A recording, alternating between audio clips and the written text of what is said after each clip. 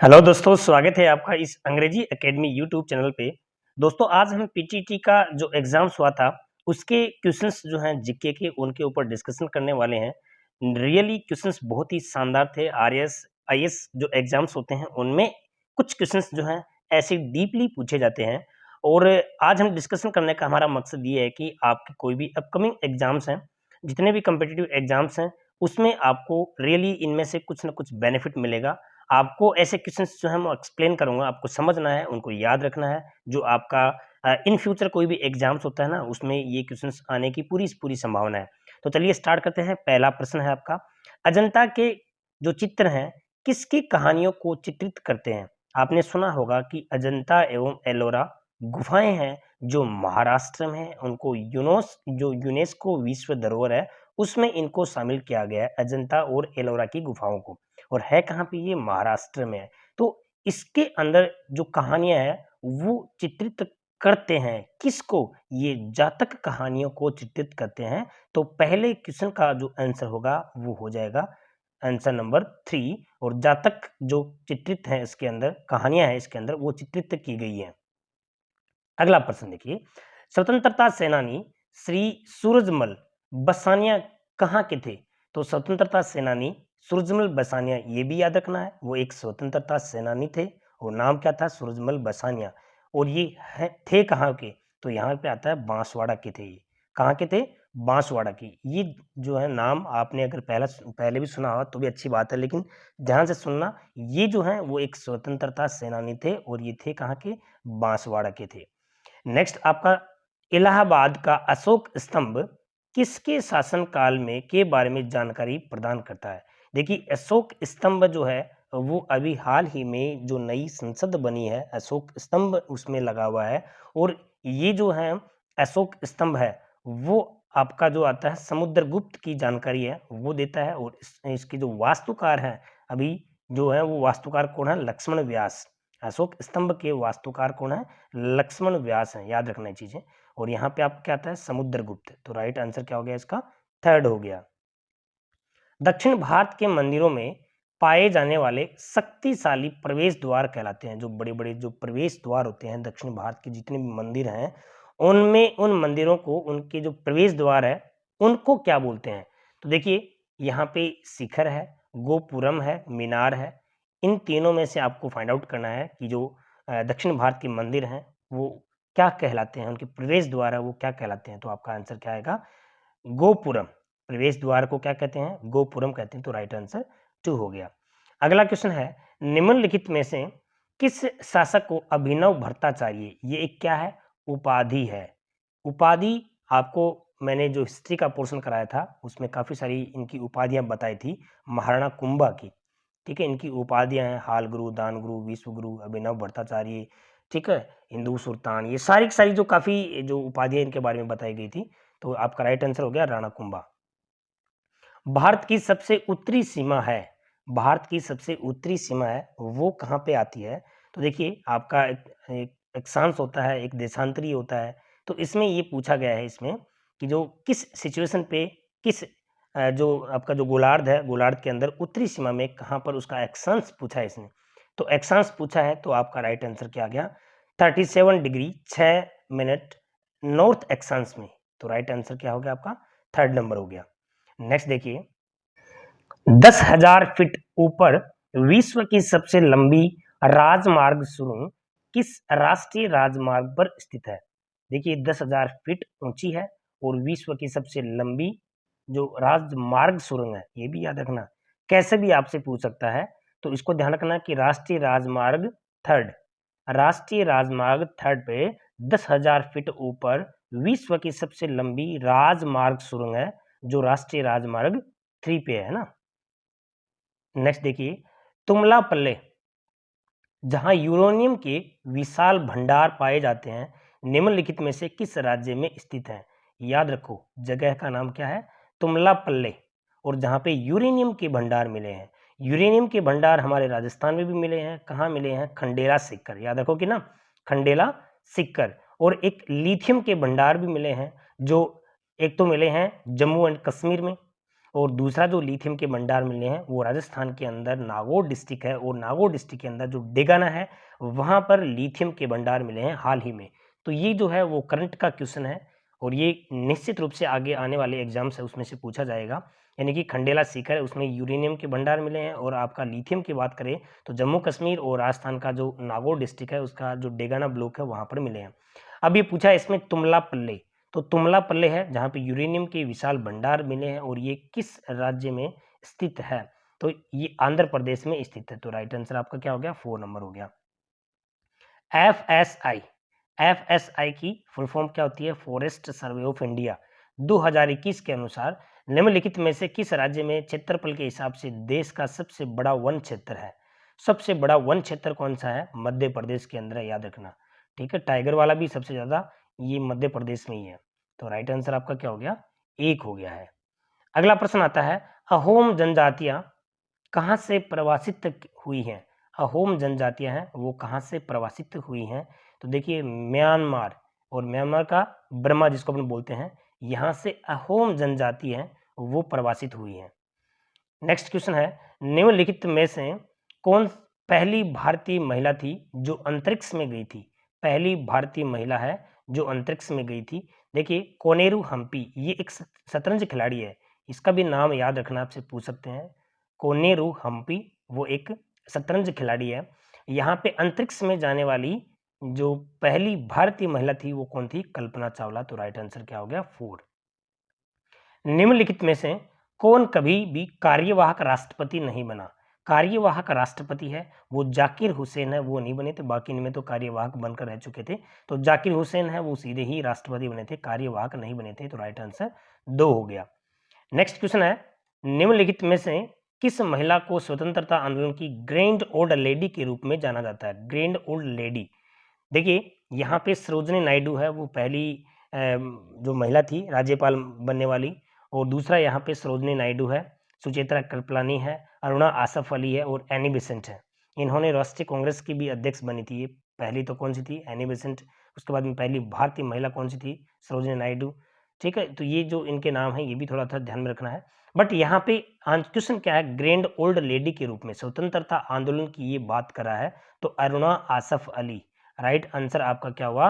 Aruna Asaf Ali. Very very important question है ये वाला। देखिए नेक्स्ट, किस व्यक्ति को भारत का बर्डमैन, भारत का बर्डमैन यानी कि बर्डमैन ऑफ इंडिया किसको कहा जाता है? सलीम अली को बर्डमैन ऑफ इंडिया कहा जाता है।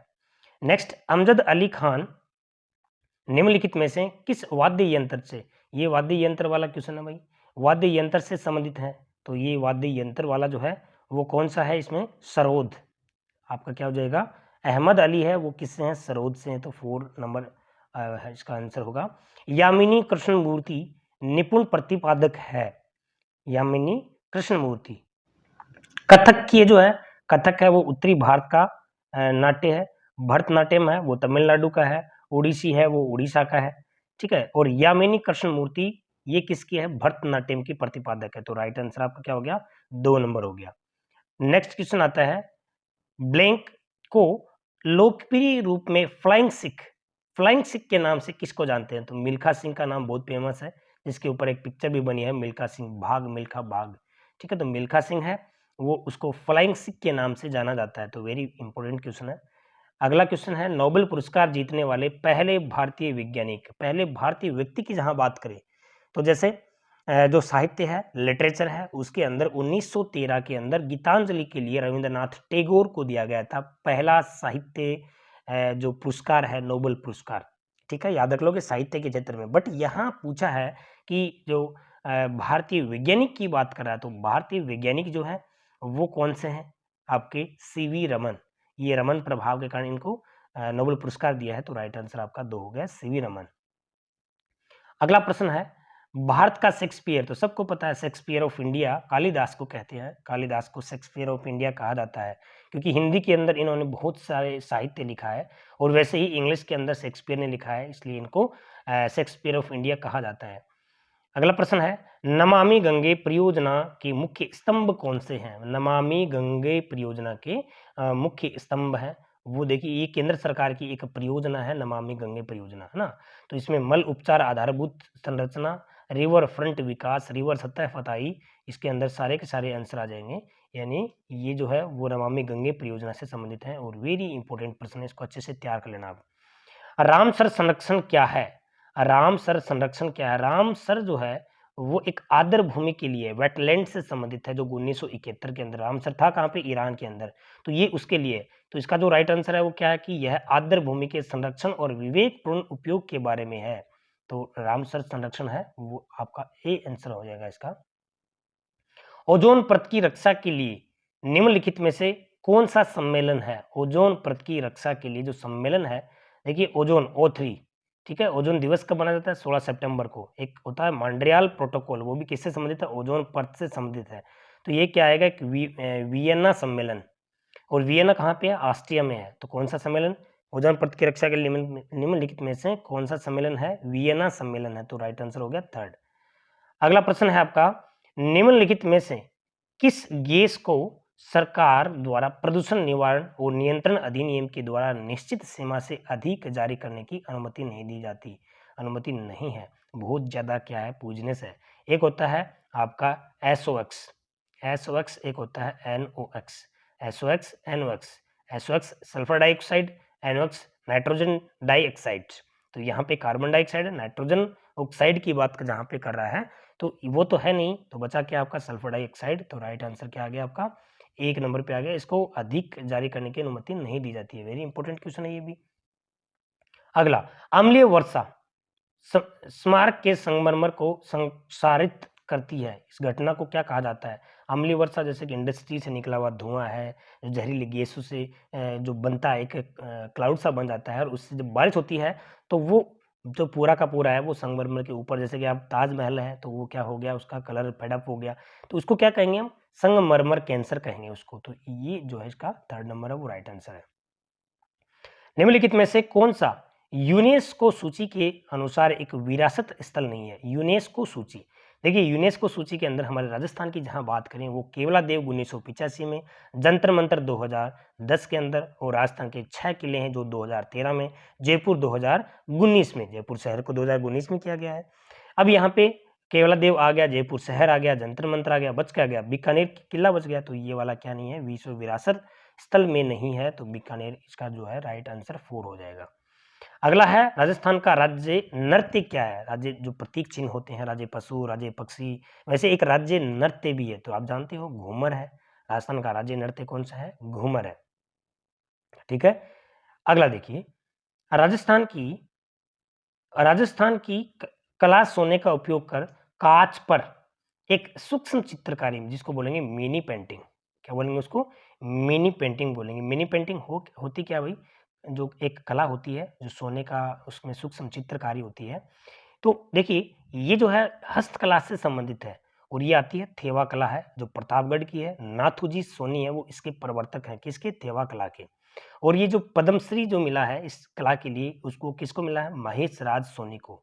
ये वेरी वेरी इंपॉर्टेंट है, राजस्थान की कोई भी एग्जाम्स होती है उनमें आपसे पूछेंगे, क्या पूछेंगे कि थेवा कला वो प्रतापगढ़ की है, और थेवा कला है क्या? सोने के ऊपर एक सूक्ष्म, सोने के उपयोग कर कांच पर एक सूक्ष्म चित्रकारी है, और इसके प्रवर्तक हैं वो नाथूजी सोनी हैं। पद्मश्री किसको मिला है? महेश राज सोनी को मिला है। 2-3 बातें आपको याद रखनी है। निम्नलिखित में से कौन सी नदी बंगाल की खाड़ी में गिरती है? तो देखिए घग्गर, लूनी, माही, ये बंगाल की खाड़ी में नहीं गिरती है। बंगाल की खाड़ी में गिरने वाली है वो चंबल नदी है। तो आपका राइट आंसर हो गया 4। नेक्स्ट है, प्रागैतिहासिक स्थल कालीबंगा राजस्थान के किस जिले में स्थित है? कालीबंगा आपको सबको पता होना चाहिए, कालीबंगा कहाँ पर स्थित है? तो कालीबंगा है वो हनुमानगढ़, ठीक है। कालीबंगा है वो कहाँ पर है? हनुमानगढ़ में, ठीक है। घग्गर नदी के किनारे पे स्थित नहीं। तो यहाँ पे राइट आंसर आ गया आपका 4 आ गया है। चलिए नेक्स्ट है क्वेश्चन नंबर 30। राजस्थान पर्यटन की टैग लाइन क्या है? देखिए एक होती है टैग लाइन और एक होता है स्लोगन। तो स्लोगन तो देखो क्या है? पधारो म्हारे देश। स्लोगन क्या है इसका? पधारो म्हारे देश, ये याद रखना। अब इसकी टैग लाइन पूछा है, तो टैग लाइन क्या होता है? Incredible state of India. Incredible state of India, ये एक राजस्थान पर्यटन की टैग लाइन है। वेरी वेरी इंपॉर्टेंट क्वेश्चन है ये वाला भी। कातोली के युद्ध में राणा सांगा ने किसको हराया था? बताइए। कातोली का जो युद्ध है उसमें राणा सांगा ने इब्राहिम लोदी को हराया था। ओके। नेक्स्ट पर्सन है आपका, तेजाजी मेला हर साल राजस्थान में निम्नलिखित में से किस स्थान पर आयोजित किया जाता है? तो तेजाजी का मेला है वो नागौर के पर्वतसर में, नागौर के पर्वतसर में बढ़ता है और ये भी बहुत बार पूछा जाने वाला प्रश्न है। अगला है sports for all sporting services किस इवेंट के पावर्ड बाय स्पॉन्सर के रूप में शामिल हुआ? देखिए वेरी वेरी इंपॉर्टेंट क्वेश्चन है भाई, ये भी करंट का क्वेश्चन है ये वाला 33, क्योंकि ये जो आपकी आने वाले एग्जाम्स है उसमें निश्चित रूप से पूछेगा। तो ये जो है इसमें शामिल क्या है? खेलो इंडिया यूथ गेम्स, खेलो इंडिया यूथ गेम्स जो है sports for all sporting services, ये एक इवेंट के पावर्ड बाय स्पॉन्सर के रूप में इनको शामिल किया गया है। आप देखोगे एक उसका आता है लोगो से भी, लोगो भी है इसका, ठीक है। तो ये याद रखना, बहुत इंपॉर्टेंट क्वेश्चन है 33 वाला। वयम रक्षामः यानी हम रक्षा करते हैं किस सशस्त्र बल का आदर्श वाक्य? देखिए कितना अच्छा क्वेश्चन पूछा गया है इसमें। तो ये किसका है? भारतीय तट रक्षक का है, भारतीय तट रक्षक का है ये वाला, कोस्ट गार्ड जिसको हम बोलते हैं। राजस्थान सरकार की किस योजना के तहत महिलाओं के बेहतर स्वास्थ्य प्रबंध के लिए महिलाओं और किशोरियों को हर महीने 12 सैनिटरी नैपकिन मुफ्त प्रदान किए जाते हैं? देखिए राजस्थान सरकार की योजनाओं में ये वाला एक योजना है जिसको हम क्या कहेंगे? उड़ान योजना। आप देखोगे इसमें अपने जो स्कूल्स जितने भी हैं उनमें, या फिर जैसे कि आंगनबाड़ी हैं वहाँ पर, और स्पेशली जो सैनिटरी नैपकिन है वो मुफ्त में दिए जाते हैं। और ये वाली एक बहुत अच्छी योजना है राजस्थान सरकार के द्वारा। तो उस योजना को हम क्या कहेंगे? उड़ान योजना बोलेंगे, जो सैनिटरी नैपकिन से संबंधित है। और ये वाला एक करंट का क्वेश्चन है, बहुत बार ये पूछा जाता है। निम्नलिखित में से किस शहर में आयुष मंत्रालय ने, देखिए आयुष मंत्रालय का मतलब क्या है? आप लिखोगे AYUSH, ये आ गया आपका आयुष। तो A for Ayurveda, Y for yoga, U for यूनानी, S फॉर सेठा और H फॉर होम्योपैथिक। ये इतने इसमें क्या आते हैं? डिपार्टमेंट आते हैं इनके। तो इसमें कह रहा है कि विश्व होम्योपैथिक दिवस वैज्ञानिक सम्मेलन आयोजित किया गया। तो ये कहाँ पर किया गया? तो देखिए ये आपका नई दिल्ली में किया गया था, ठीक है। तो इसका राइट आंसर हो गया 2 नंबर। 27 फरवरी प्रधानमंत्री श्री नरेंद्र मोदी द्वारा कर्नाटक में निम्नलिखित में से किस हवाई अड्डे का उद्घाटन किया? अभी जो चल रहे थे कर्नाटक में कांग्रेस की सरकार बनी है, ये भी आपको बता दूं मैं, क्योंकि ये भी एक करंट का क्वेश्चन हो सकता है कि कौन से राज्य में किस उसकी पार्टी की सरकार है। तो यहाँ पे जो हवाई अड्डा है वो कौन सा? मैसूर हवाई अड्डा और कंपेगोड़ा हवाई अड्डा, मैंगलोर हवाई अड्डा, शिवमोगा हवाई अड्डा। तो देखिए बताइए इसमें से कौन सा जो है वो शिवमोगा हवाई अड्डा है उसका उद्घाटन किया है? याद रखना, ऐसे क्वेश्चन करंट के कभी भी किसी भी एग्जाम्स में पूछ सकते हैं। तो ये प्रधानमंत्री नरेंद्र मोदी ने 27 फरवरी को और शिवमोगा हवाई अड्डा जो कहाँ पर है? कर्नाटक में है, उसका उद्घाटन किया है। अगला प्रश्न देखिए, किस देश को टैक्स हेवन के रूप में जाना जाता है जिसने पहली बार फेडरल कॉर्पोरेट टैक्स प्रस्तावित किया है? फेडरल कॉर्पोरेट टैक्स, ठीक है। तो देखिए ये क्या आएगा? संयुक्त अरब अमीरात। राइट आंसर क्या हो गया इसका? संयुक्त अरब अमीरात। अगला क्वेश्चन है, कौन सा शहर 2023 में 5वें आसियान, आसियान ASEAN, आसियान इसकी फुल फॉर्म क्या होगी भाई? आसियान की full form association of south Asian Nations, ठीक है। ये इसकी फुल फॉर्म हो जाएगी। व्यापार शिखर सम्मेलन का मेजबान, ठीक है, कहाँ पर हुआ है? कौन सा शहर 2023 में 5वें आसियान भारत? तो देखो इसका जो राइट आंसर है वो क्या हो जाएगा? यहाँ पे कुआलालंपुर जो मलेशिया की राजधानी है वहाँ पे इस सम्मेलन की मेजबानी हुई है, भारत व्यापार शिखर, ठीक है। और आज की इस सेशन का अंतिम प्रश्न है, TLMAL भारत के टाटा समूह है और किस देश के समक्ष के बीच एक संयुक्त उद्यम है? ठीक है, TLMAL भारत के टाटा समूह है। तो देखिए बताइए किस देश के समक्ष के बीच एक संयुक्त उद्यम है? तो ये आपका आंसर क्या आ गया इसमें? USA इसका संयुक्त उद्यम है। किसके साथ में? भारत के टाटा समूह है और USA के समक्ष। ठीक है दोस्तों, ये क्वेश्चंस आपको बताने का मकसद यही था कि आपके एग्जाम्स में ऐसे क्वेश्चंस पूछे जा सकते हैं, इसलिए आपको थोड़ा सा दिमाग में रखना है। लाइक शेयर जरूर करना है। Thanks for watching.